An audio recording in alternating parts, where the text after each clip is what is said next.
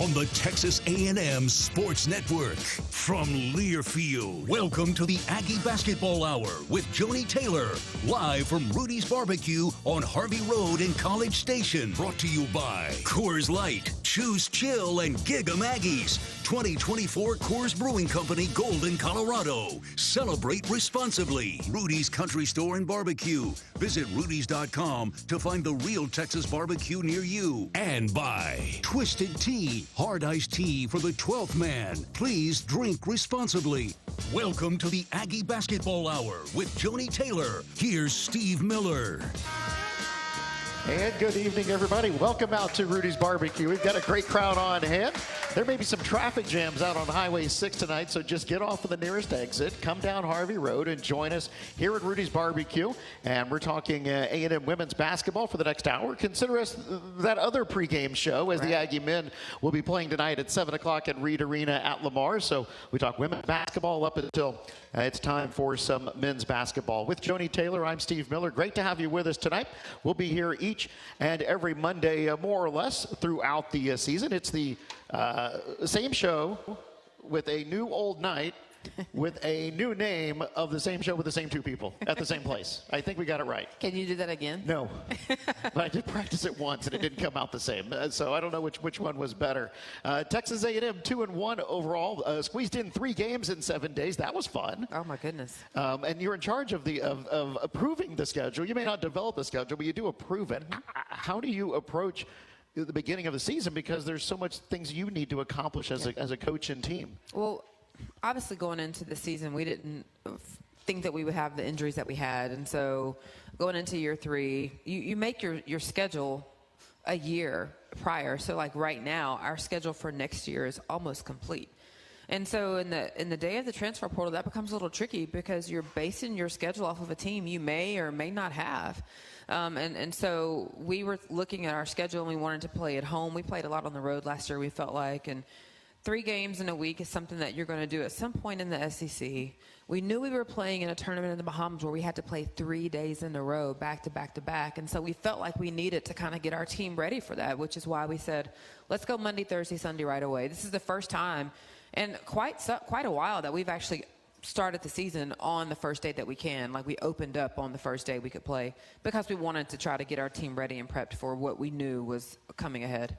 And while it wasn't a joyous opening day, you do allow, with having another game so quickly, allowed you to try to learn and move forward much quicker than would be in a different situation. You know, Monday was tough for all of us. Tuesday, Wednesday were really long, hard days. You know, I told our team we didn't deserve to win on Monday. And yes, we've had injuries. Yes, we've played 2 scrimmages with 6 people and, you know, didn't know our lineup, what was happening. But we still didn't do enough to win on Monday night. And so it got our attention. It's unfortunate that it happened, but it got our attention. It got their attention. And to their credit, they could have done 2 things after Monday's game. And they responded in the right way because Tuesday and Wednesday were not fun. They were not fun at all. And then you play a team Thursday in UTSA who, in my opinion, is better than Corpus Christi and it's going to do really, really well. And so now you've got to prepare for that. And I thought that they came out and they fought and they had more intensity and we were a little bit more in sync. And then we worked hard on Friday and Saturday. And, you know, Sunday things opened up for us offensively and our defense looked like it was moving in the direction that we are used to seeing it be. If we had a sneak peek at your to-do list between Game 1 and Game 2, what would it have said? Well, it depends. If you looked at it before Monday's game, it would have said one thing. After Monday's game, the first to-do list just got torn apart. We spent Tuesday watching Monday's game. We spent 4 hours in the film room. Ugh. Absolutely. No popcorn? No. They got a 3-minute break at halftime to go use the bathroom and come back and sit down. Oh, we watched generous. 4 hours of film on Tuesday. Goodness. And we just rewind it. Stop. What are you thinking? You tell me what you're doing here. What's happening here? Like, and some of them had already watched it back themselves, but watching it and them having to like say, like, you two right here, like, what is happening here? Like, be accountable for what was happening on the court. It was worse than what they thought. Even after watching it back, it was worse than what they thought. It was bad. Did you get the sort of interaction between the team and the coaching staff that you were expecting? Yes, we did. We did. And how does that how does that show about a player's growth in that situation? I think they took extreme ownership. They took extreme ownership for the part they played and how we looked when we came out on the floor Monday night. And then they took corrective action the next day in practice, which is sometimes where there's a disconnect. Like, I see it, I'll tell you the right things and I'll say the right thing, but then in practice, like, you show up and you look the same. They looked different. Like, they were embarrassed, and they knew some things had to change and change quickly. You mentioned a 4-hour film session. What is typical after a game? Well, normally after a game, especially when we have a game on Thursday, the film the next day is about a 15-minute highlight of some good clips and some corrective clips of the game before, and then we move on to the next game because we've got to scout. We've got to show you that film, and we've got to get ready to go. And that probably takes about 35 minutes. So 45 minutes total is normally what you're looking at after a game. By the time we talk, we break it down, we go over our target areas, our goals, and show all the film. So it was just 4 times longer. 4 times longer, and we didn't even go over UTSA. We did UTSA in one-day prep. Everything Tuesday was our game on Monday night. So you start turning the page, you're learning from Game 1 against Corpus Christi, and it is 7,500 folks in the stands, probably 5,000 elementary kids that were able to come to Reed Arena on Thursday morning for the UTSA game. And wow, we saw a totally different team. Yeah. How encouraging was that? I thought we took a step in the right direction. Now, I still thought we had a lot of we still, even after Sunday's game, in my mind, have a lot of work to do. But I thought we took the right next step. It's not going to all get changed overnight. We've got to continue to get in sync, practice, learn plays defensively. We've had 4 or 5 players who just missed everything defensively that we taught in the fall, and they're just out there trying to figure it out. But we need them to play and get some time, and so they can get comfortable with their teammates. But I thought our intensity was much better. I thought our talk was much better. And just our being deliberate in what we were doing. So that was really good to see on Thursday. It's typically don't play that elementary school game so early in the season, and so maybe there were some plus and minuses with that. Normally we played in December around finals time. It didn't work out that way. They were able to get it done early. I liked it. I think we have some flexibility here to be able to do it whenever it works best for the elementary schools, obviously, and us. Obviously, we want as many people from kids in elementary schools from the Brazos Valley to come that can. And so for this year, the only date that worked was that second game. Now, I don't think our opponent likes that very much, but, it works good for us. Why would they not like it? Oh, my goodness, playing an 11 o'clock game with 5,000 screaming kids. I don't think you... What more could you ask for? Want to sign up for that. Hey, you get home and you'll be home for dinner. How about that? Right. So a great outing, against UTSA was a 55-51 win for A&M. Get a couple more days now. You're feeling good.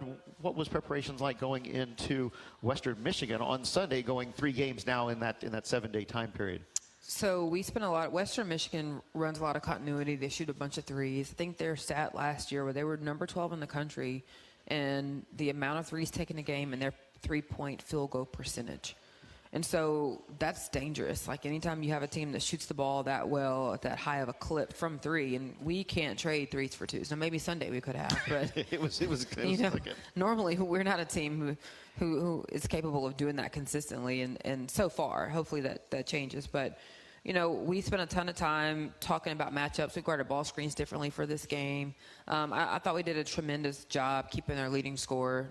She got her first points in the 4th quarter, and she had led them last year and this year as well in their first opening game. So we spent a ton of time working on switches, working on our ball screen defense. We knew that would be really important, and again, trying to offensively work on us and just get ourselves comfortable with our offense, with different lineups on the floor, with different people playing different positions. So, you're at the 1. Now, Erica comes in and go to the 2. Now, Kendall, you take the 1. Sahara, for this play, you run the 1. Now, AC, you run it. Like Amira, you play the 4. Lauren, you play the 5. Now, Lauren, you play the 4. And if we can get all that figured out, we have a chance to be really versatile and to give teams a lot of different looks on both ends of the basketball because of our versatility. We just got to get some more time getting that rep in. Yeah, definitely a lot of combinations, and many of which seem to not miss a beat when different players got in. And so we seem to see a lot of clicking on defense. And how would you describe the defensive effort against Western Michigan? It was impressive. It was impressive. I felt like it was impressive watching it, and then watching it back, I was as impressed, which normally is not the case. But it was really fun to watch. We covered for each other. We weren't perfect, but every time we made a mistake, somebody else was right there. They switched. They were talking. We're flying around. It was really fun to watch. I mean, anytime you can get 4 block shots from Aisha Coulibaly, you seem to be living right. Oh, my goodness. She is someone who affects the game in so many different ways. And, I think if you were to ask her, she would say she's struggling offensively a little bit. But the difference for her and her maturity is that she is not, being consumed about not scoring. She's rebounding. She's, making plays. She's blocking shots. And so her overall floor game has been really good for us. How's the development of Kendall Hunter going? She gets out there and drops 18 points with 4 3-pointers and went, 900 and something days between games. Kendall has worked really hard. She came back really quickly from her Achilles. I mean, I tore my Achilles in 2017, so I know what that feels like and what the work that is required to get yourself back. And she did a really good job of coming back last year. Obviously, she didn't play last season, but she was cleared to start practicing with us, I would say, probably at the beginning of February. And so she started her progression back then. And then she had a setback this summer. She had a couple of health things happen, and she tweaked her Achilles again, which sidelined her for this fall. And so now she's kind of getting herself back again, getting her lungs under her. When our feet are set, every time she shoots it, I believe it's going in. She's got range. She's got a quick release. She's got a good feel. And she's not just a three-point threat. She can get to the rim. She can pass it. And so it just makes her really hard to defend. We talk about guard play. There's going to be some inexperience happening at guard play here in the early going, but 21 assists on 32 field goals. I mean, that's 2 out of every 3 baskets had an assist. How does that happen? I thought we shared the ball really well. I thought our motion looked really good. We're starting to figure out exactly what we want to do and the places we want to go. And when the defense takes something away, what is the counter to that? I thought when we came out and did our quick hitters, we executed that pretty well. And the other thing I'll say, Western Michigan zoned us quite a bit. And their 1-3-1 zone, we were concerned about it because they put their tallest player at the front of it. And our guards, in terms of Soleil and Kendall and Erica, aren't really that tall, but they did a really good job of making the right pass and making the extra pass to whoever was open. And when the shots are falling, everybody's feeling good. Everybody's feeling good. I mean, everybody can be a shooter. You make 10 3-pointers. Yeah. We were looking up in the record book to see where that sat. It'd been a while. I think at one point I was listening to the game back, and our 3-point percentage was better than our free throw percentage. Oh, yeah. That's not always the case. I mean, seriously, I don't know if that's good. I wasn't happy about that. Well, it is if you're making it. If you're making those. If you're making the threes with the free throws, Yeah. But yeah. Yeah, no, we'll take that. That was great. It was just a great outing. I mean, shooting over 50% for most of the game, up in the 70s in the first half, really set the tempo, and so end up with a week 2-1 and get a little bit of time off before Western Michigan before West Virginia. I'm going to screw that up, I know. Going to a West Virginia team that is 15th in the country in the rankings that came out today. We'll talk about that game coming up on Friday. Plus, we'll look back at some of the activities that happened with this team during the summer. And we've got just a plethora of topics to talk with Joni Taylor about. I'm Steve Miller. Great to have you with us. We're live from Rudy's Barbecue. It's the Aggie Basketball Hour with Joni Taylor from Learfield.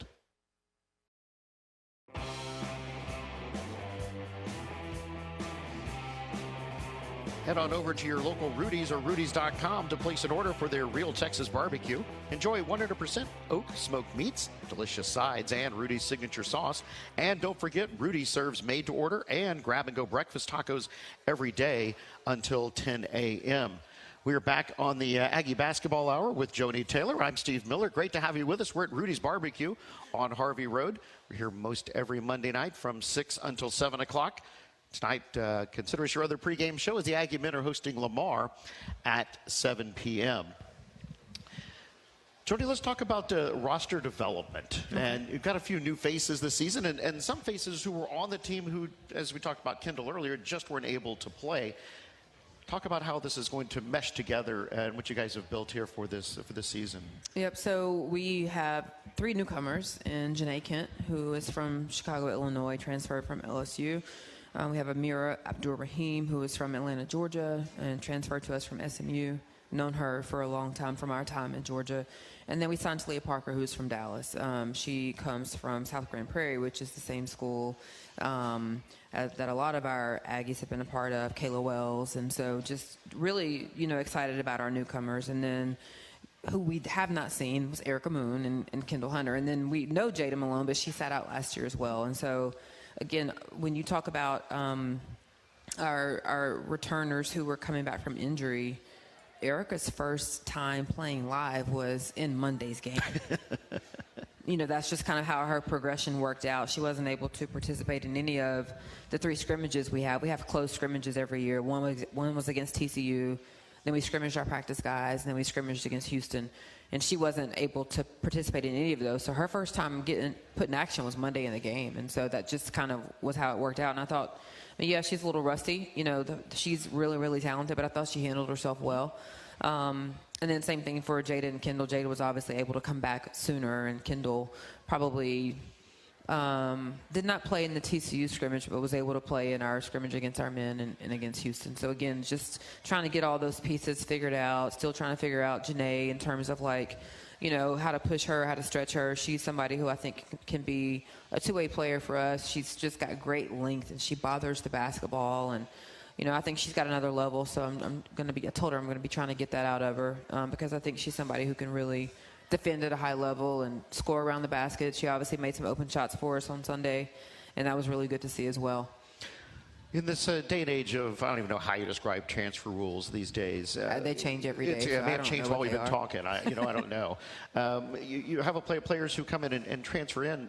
They're transferring for a reason, whatever the reasons may be. And I would say most of them is they want to play. Right. And what am I going to do to play? And then they come here and you got them starting. Mm-hmm. What kind of pressure is that, and how do you think that that Janae answered that? Well, I think for us, just in who we are as a staff, we recruit what we need. Mm-hmm. We've never been a staff that just stacked players. So if we are bringing you into our program, it's because there is a role we have for you to play. And that chance different for everybody. Your role may be to come off the bench. Your role may be to start. Your role may be to, in Vanessa Seydoux, she just started playing basketball in the 8th grade. We signed her and said, by your junior year, you're going to be a monster. And she's a year ahead of schedule. But we are very honest about, what the expectation is based on our roster we currently have and based on what we've seen out of you. And Janae was someone who we said, listen, we've got, we're heavy in the guard lineup. But at the same time, you bring experience. You played in 32 games at LSU last year. And, you have an opportunity to start. And once practice comes, they decide who starts. We don't. I mean, we absolutely do not care. Mm-hmm. The 5 that do what we ask them to do, play hard, and know what we're doing are going to get the go. And she worked really hard. She came in right away and used her voice and used the knowledge she had and set the tone in a lot of areas. And so she earned that spot. And bringing the experience and putting it to use. Mm-hmm. And so when in this day and age, what's the biggest challenge for coaching staffs now? I would think some of it to me is I got to keep the current players happy because sometimes there's just no commitment, it seems. No loyalty in some schools. It is a lot different than what it used to be. And I think for us, it still goes back to the intentionality in the recruiting process. And we don't always get it right, but we want to, when we're talking to prospects that we're bringing on campus, or if we're talking to a transfer, we want to know why they transferred. With our staff and the amount of years we've coached, we can pick up any coaching staff in the country and call and say, hey, is what she's saying matching what you're saying? We try to do a lot of homework on who it is we're getting because we don't want fair weather, players, or we don't want people who are half in and half out. We don't want the mentality of, well, if it doesn't work here, I'll just go somewhere else. And so we've been pretty fortunate for the most part to get players who want to be coached, but they also want to be developed as women, and they want to be challenged off the court, and they know that's what we're about. And so we try to match the player, their talent, and fundamentally overall who they are to how we coach and what we expect out of our players. You said how it used to be. Yeah. I mean, that wasn't too long ago. Used to be was 2 years ago, wasn't it, or last week? Listen, transferring used to be something that you did not do. And if you did, you thought about it and you thought about it. And if you called your mom and said you were I can remember calling my mom our freshman year, not to say I was transferring, but just to complain. And she was like, get off my phone. I mean, she didn't want to hear any part of it. It was work harder, go get some extra shots up. No, we're not having a pity party. We're not having, and I think a lot of times, it's just changed in terms of, I'm not blaming it all on parents, but, a lot of these parents are a lot different than how we were raised. And so, unfortunately, a lot of our younger kids, the first time they experience challenge or failure or, hard things is when they see us, and they're not comfortable with it. And so as much as we try to tell them that in the recruiting process, and even when they come on campus, we make sure they see a practice. We make sure they see a conditioning workout so that there's no surprises when you get here of what it looks like. And so it just... This is a microwave society. They are used to picking up the phone. They're used to getting exactly what they want right now. And so their ability to work through, work past, wait their turn has just diminished a lot. No, you can wait your turn at the restaurant, but we're not waiting our turn in college sports anymore. I'm just going to go somewhere else. Right, and so you just go, even if it's 1,000,000 miles from a home. And so I just think that's just it's an ongoing challenge. We'll see how long that's sustainable and how long that lasts. I just hate it because I think it's setting them up for failure once they leave. Once they leave us, or once they leave whatever college program they go to, because that is not how the real world is. And so it's unfortunate that they are being taught or being allowed to just jump from place to place and not have any sustainability or learn how to work or fight for anything. Is academic progress playing a role in this still? It does, but there's a waiver for everything. And so you just apply for a waiver and then you get to play. You know? So. Yeah. Only in America. Only with the NCAA. Only with the NCAA. That's great. That's right. All right. Let's see. We've got Aggie's Can coming up, and Aggie's Can is celebrating over 2 decades of giving back to our local community. So bring your non-perishable food donations to Aggie Home Events. That's November 15th through the 17th. Electronic donations, and who doesn't like a good electronic donation? I mean, right here. You can do that through the end of the month. Special thanks to Brookshire Brothers, HEB, and KBTX for partnering with our Student Athlete Advisory Committee in support of the Brazos Valley Food Bank and the 12th Can. Text Aggie's Can to 83200 or visit 12thman.com/AggiesCan to learn more. All right, coming up on the show, we're going to be visiting with our associate head coach, Chelsea Newton, and we'll talk about what's been going on in the summertime and more recently with our coaching staff. That's as our Aggie Basketball Hour with Joni Taylor continues from Learfield.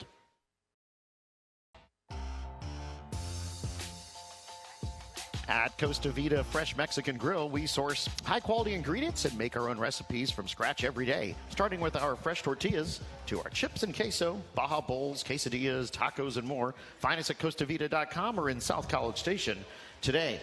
We're back on the Aggie Basketball Hour with Joni Taylor. I'm Steve Miller. Great to have you with us. We're at Rudy's Barbecue here on Harvey Road, and we'll be here until 7 o'clock tonight talking Aggie basketball, and then here for most of the Mondays throughout the season. Reminder, the Aggie men tonight are hosting Lamar at Reed Arena at 7 o'clock. So you can stick it out with us here and then right to Aggie men's basketball at the top of the hour. We are excited to be joined by Associate Head Coach Chelsea Newton. How you been doing? Pretty good. That's it? Just pretty good? Yeah, especially after, what was that, Sunday? Yeah, great now. Yeah? Yes. What'd you see differently about this team over the last week? I think Joni said it best. Like, to be able to see them take the right next step was great to see after Monday's game. And then, was that Monday? I get my days mixed up, but the first game. To see them take the right next step. And then, again, just to see them respond after playing UTSA, see them respond and take ownership of so many different things, and then to go out and play. The defense, to me, was just next level.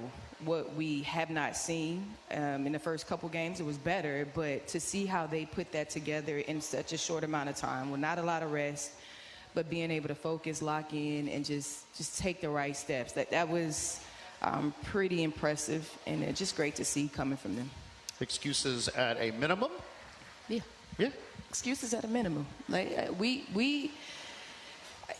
what I've always said, and I think we've all said as a staff, like, even if you're wrong, just be wrong together. Just be wrong together. Like, be wrong together, be bold in what you say, what you do, and they were that. They were right most of the time, but even when somebody made a mistake, they covered for each other. We looked like a real team. We looked like a team that said, all right, this is enough of what we've been doing. Let's put our best foot forward. What you been doing since the end of last season? I have been doing recruiting. That's all we do is recruiting, and The fun thing we did last summer, we went to Italy as a team. That was amazing. Got to spend a lot of quality time together. We visited Sorrento in southern Italy and had a blast as a staff, as a team. So I think that was great. But you know what? We spent our off season preparing for this year. So whether that is recruiting, whether that is implementing new offenses, defenses, whatever that is, we spend our time waiting for this moment. How often are you recruiting in a given week? I know there may be some weeks you're not even allowed to go anywhere, but in times when you're allowed to recruit actively, how much time is that? September was crazy. Yeah. September, we were able to go out and this contact evaluation period, we were out a lot. I don't even know how many days it was, but majority out of a week, we probably were out 3 or 4 days, maybe 5 a week. And then like now it's sort of calmed down, so we'll once the season is started, we'll probably get out a couple of times a week again moving forward. Most times you're only able to bring in 3, maybe 4 players in a given year. How many are actually evaluated? The entire country. Yeah? Yeah, you know what? Each class is broken down separately. Like, you know, you think about younger players, there's so many younger players that are super talented that, you know, it's not based on a position, but because by the time they come out, I mean, you just never know. So you are recruiting sophomores, freshmen, juniors. We were seeing a little bit of everything. So I would say our recruiting list has at least 100 players on it. We're visiting with our associate coach, Chelsea Newton, and Joni Taylor is here as well.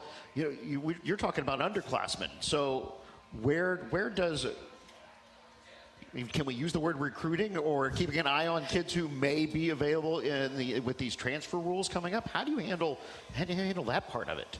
You know, I think the best thing is there's nothing you can really do at this point before anybody actually enters the portal. Right. So it's not you recruit high school players and try to build your roster based on that. And then at the end of the season, it's just going back to the drawing board and sort of see what happens. And that's like a whole nother recruiting meeting and recruiting planning happening in a matter of 2 weeks, because you have no idea who's in the portal, who's not in the portal. You have no idea until it happens. And this last year, it seemed like people go into the portal and 2 days later they come out of it and then they may jump back in. It's like kids at the pool.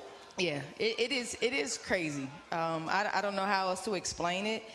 I see some of these coaches that you think will be coaching forever that decide to retire because it is become a rat race more than it has been in the past. And so you just never know what's going to happen. And with you add NIL in the package as well and the transport portal, it's just completely different. That's a lot to take on. It is, but we're doing it. We're going to keep doing it. What was the best part about the Italy trip for you? Oh, man. It just, I think spending time with our players, like seeing their personalities and seeing them just bond and be so, just want to do everything together. It was just a bright light. We had gone to a steak restaurant, and then afterwards, everybody wanted to take pictures. We had this impromptu photo shoot with everybody outside, and it just reminded you of like why we do what we do, to give them experiences for people to be able to travel and see things that they wouldn't otherwise see. That it's just not all about basketball. It's just this becomes a true sisterhood and family, and that showed up big time in Italy. I mean, I can't remember over the course of time, but there's always seems to be every few years you come across a young lady who's frankly never been on an airplane at times, and then you see you're hauling people out to a foreign country. And again, these experiences they get here at Texas A&M, second to none. Is that a reason that they come here, or do they not know it until you tell them you're going to get this experience? You know, I think they come here for so many reasons. I mean, one, the Aggie Network and the family atmosphere here at this university and the traditions, they see that and recognize that this is a completely different institution than most places in the country. They come because of Joni, of course, and just the atmosphere that is provided. But as far as like Italy, I think it's attractive, of course, but I think they come because of this environment that's created. Yeah. Ada played in 2 very interesting venues in Italy. You guys agreed with that. That was good. Can care to describe them with any language that's suitable for a public audience? I'll just say this: no air conditioning. That's the best thing to say. No air conditioning. No toilet paper. Yeah, I was just about to say no toilet paper. You got to figure that all out on your own. So, well, I heard no toilet seats. That's normal. Yeah, that's normal over there. So, but yeah, but you know what? It really does. It shows you who you are. Like, you know, most gyms in Europe do not have air conditioners, so it's just something that's a part of it. And thank God we went in June, so it's not as hot. Hot. It was like 97 degrees inside the venue. August is much worse. So August is much worse. So it was actually not that bad. It was miserable. I don't know who you are. And I could stand outside. I was standing up outside with the door open, trying to get just to feel the breeze. You know, it wasn't too bad. Chelsea played over there. She played in that though, so you know she. Hey, and I'm from. Hey, one man's normal is another person's crazy. No, thank you. So you know, how many years did you play over there? 2 seasons. Yep, 2 seasons. And no air conditioning? It was fine. I'm from Louisiana, and you know it's the same sort of Texas heat, a little bit more humidity, but we didn't have air conditioning either. You mentioned Sorrento and had a big smile on your face about Sorrento. Why was the Sorrento? I'd never been to Sorrento either. I'd been to the other cities, but Sorrento was really interesting down there. Yeah, like I love to be able to go into a town. First of all, the hotel was amazing, but to be able to go into a town and just really be in the town. Mm-hmm. And I thought being where we were was walking distance, mm-hmm. and you just got to see what it's like to be an actual Italian, and that provided, I think, a lot of just opportunity for us to learn more about Sorrento. But it was amazing. The limoncello was awesome too. Ugh. What was the best souvenir you brought home? Oh, good, a purse. Just one? Just one. I couldn't afford another one. Joni, what's the best souvenir you brought home? While we were there, we went to the first Golden Goose store. Yeah. Mm-hmm. And we got a pair of custom Golden Goose mm-hmm. shoes made, and that was pretty cool. Yeah, that was awesome. Yeah. That's pretty unique. Mm-hmm. Yeah. Nice. What do you think the team took from being in Italy, Joni? I told them this. They were the best team we've ever taken on a foreign tour that I've been a part of. And we've done it for a lot of different teams. I think they understood and they fully immersed themselves in the culture. They were taking classes while we were doing that. They were fully engaged. And I think for them, they met the moment. And a lot of times when we have taken teams on foreign tours, it's 10 days. The first 7 days, everybody's excited. And by 8, 9, and 10, they're ready to go home. They're ready to have American food. They're ready to see their parents. They're tired of being around each other. They met the moment. Every place we went, they were paying attention. They were trying to learn. They soaked in everything. And that's what I can remember from watching them was like, wow, they are really taking advantage of this opportunity, not taking it for granted. And being very gracious to everyone who helped when you go, all you have to do is wake up and get on the bus. Everything is planned for you, what you wear, where you're eating, where you're going. Like, all you have to do is show up. And, they didn't take any of that for granted. You mentioned class. I kind of got a few eyebrows in here. So you said class. And they got actual Texas A&M academic credit for this? Yes, absolutely. They did.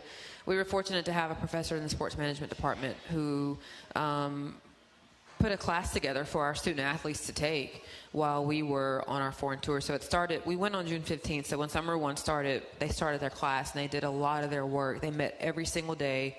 I forget how many hours a day they met. And then it finished with the trip to Italy, and they had different assignments while they were there, and they had to finish it with writing essays and doing projects. So it was a lot of fun to watch. Yeah, they even did a poolside. They had their journals out, and they were having teach backs and sharing that stuff. It really was academic credit. They were being held accountable, and this is what time it's going to start. It was really interesting. All right, Chelsea, thanks for joining us. Appreciate it. Thanks for having me. All right, that's Chelsea Newton, everybody. Texas Farm Bureau Insurance wants to give you a VIP Aggie basketball fan experience this year. So go to 12thman.com/maroon contest and register. One winner and a guest will receive game tickets, a Buzz Williams autographed basketball, or a Joni Taylor autographed basketball, and be recognized on the video board during the game. Register today at 12thman.com/maroon contest. Texas Farm Bureau Insurance is a proud partner of Texas A&M Athletics. We're live at Rudy's Barbecue. This is the Aggie Basketball Hour with Joni Taylor from Learfield.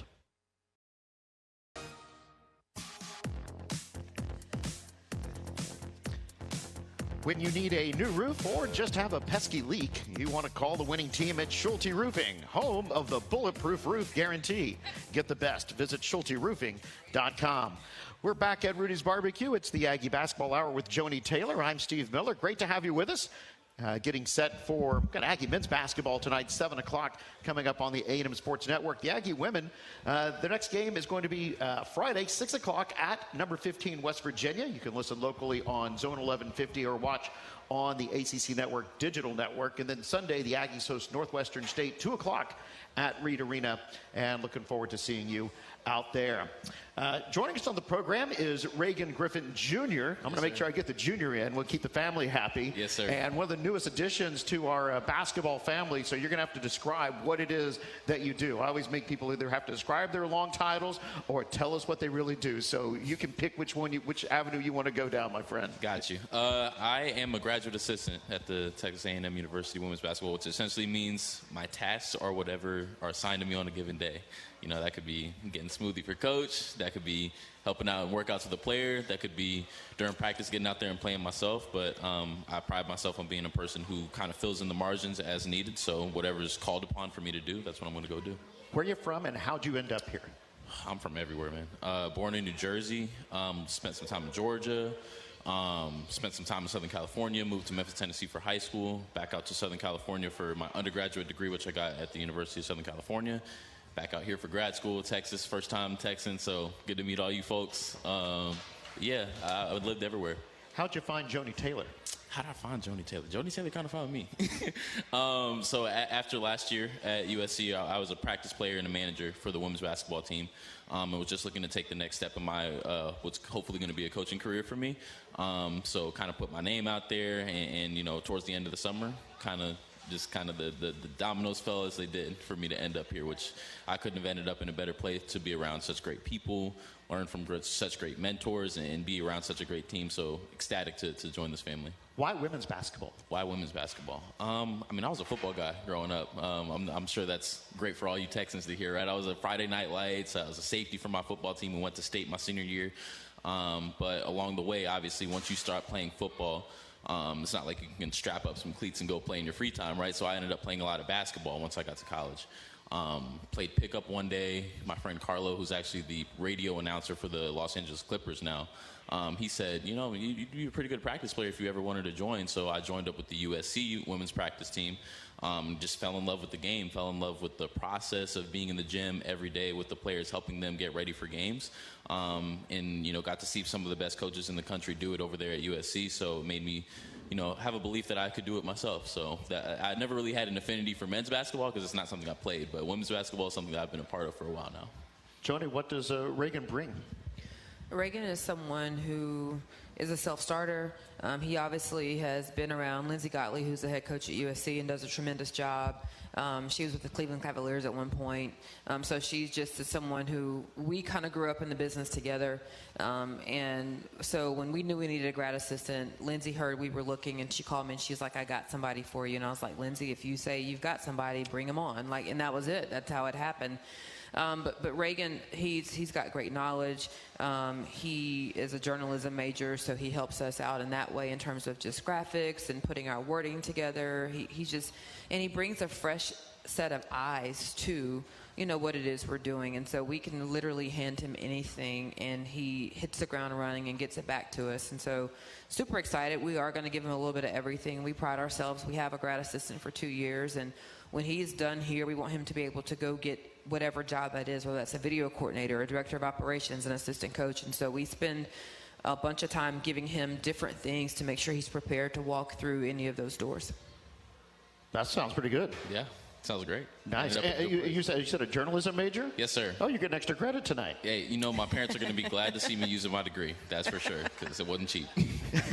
Yeah, no, not theirs. Not. Where's your family located at? We're in Memphis, Tennessee now. So okay. my mom, my dad, my sister, and her husband's all in Memphis, Tennessee. Well, then we should be able to see a lot of the games, considering that's an SEC country. Game 1, my parents were here, and they have every intention on being at as many games as they can possibly be at. My mom's all in. She's got her varsity jacket with the Burn the Boats quote on the side of it. Like, my parents are very supportive. I'm thankful to come from a family that's going to show up for me every time they can. Excellent. We're looking forward to seeing them throughout the season, too. Hey, thanks for joining us on short notice. Absolutely. And I appreciate you being part of the program. Looking forward to the season. Yes, sir. All right, that is Reagan Griffin Jr. We'll keep everybody in good deals there. All right, we are live from Rudy's Barbecue. It's the Aggie Basketball Hour with Joni Taylor from Learfield.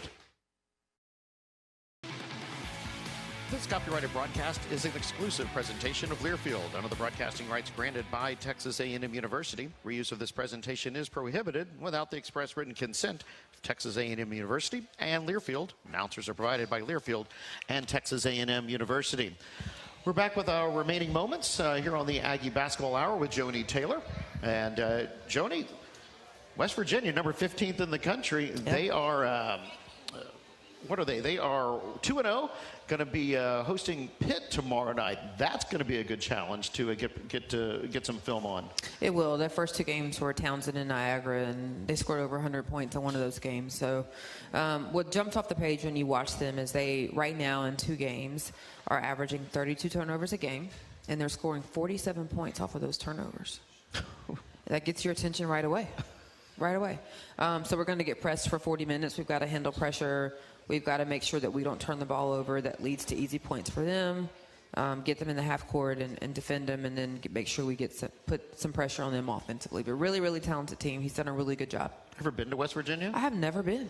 Never been either. Yeah, hopefully, it's way over there. We get over there and it's in the Big 12. Who knew? They beat Townsend 85-41. Beat Niagara 110-41. Got Pitt tomorrow night, and the Aggies on Friday night. Jordan Harrison, their guard, averaging 23 points, 8 assists. That's putting it together right there. Yeah, she's really good, and they've got a couple transfers. Sydney Shaw is one who transferred from Auburn, actually, so she's a player we're familiar with. Big-time shooter that transferred from Auburn there. And she's shooting lights out right now, like 70-something% from the field. Yeah, she shoots it really well. So and they've got another guard that comes in. So the 3 of them are really just doing damage on the front line. They've got some forwards who are really, really good. Just feisty, play really hard, really stingy. Beyond Basketball, mentioned it a while ago, is coming up this Wednesday. Anything on the docket that we can say publicly? Yeah, super excited. We are going to have our female coaches. We're going to do a panel. So it'll be Blair Anderson, and she's obviously the new swimming director for men's and women's swimming, and Trisha Ford and Tana from Equestrian. So we're going to be on a panel, and I'm super excited to just sit down and talk with them. We're going to take questions from our members and introduce Blair to our Beyond Basketball members. And you start at 8 and ends at 9. This isn't an all-day affair. You can still make it to work. And this is in its 3rd year.